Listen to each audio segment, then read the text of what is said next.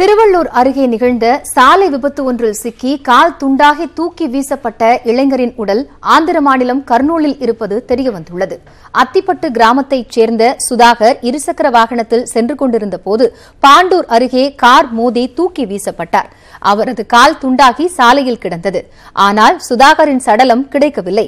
சுதாகரின் நிலை என்ன ஆனது என்று தெரியாததால் அவரது உறவினர்கள் சென்னை திருப்பதி சாலையில் மறியலில் ஈடுபட்டதால் அவர்களை காவல்துறையினர் கைது செய்தனர்.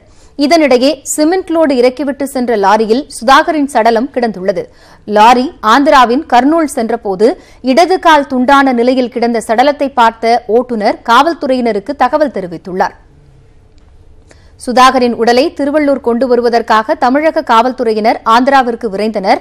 ஆனால் சுதாகரின் ரத்த உறவுகள் இல்லாமல் உடலை தர ஆந்திர காவலர்கள் மறுத்துள்ளனர். இதனால் பிரேத பரிசோதனை கூடத்தில் இருந்த அவரது வலது காலை எடுத்துக்கொண்டு உறவினர்கள் ஆந்திரா சென்றுள்ளனர். 20 மணி நேர போராட்டத்திற்கு பிறகு சுதாகரின் உடல் கிடைத்தும் இன்னும் உறவினர்களிடம் ஒப்படைக்க முடியாமல் காவலர்கள் திணறி வருகின்றனர்.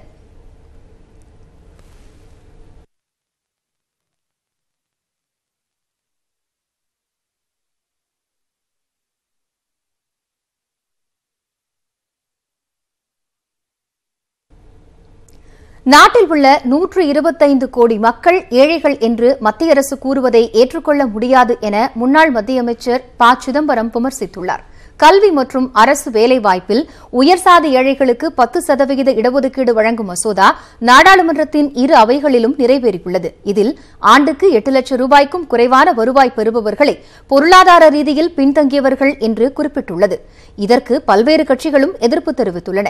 இது தொடர்பாக டுவிட்டரில் பதிவிட்டுள்ள முன்னாள் மத்திய நிதியமைச்சர் ப. சிதம்பரம், பாரதிய ஜனதா அரசின் கூற்றுப்படி மக்கள் தொகையில் 95% பேர், அதாவது 125 கோடி பேர் ஏழைகள் என்று குறிப்பிட்டுள்ளார்.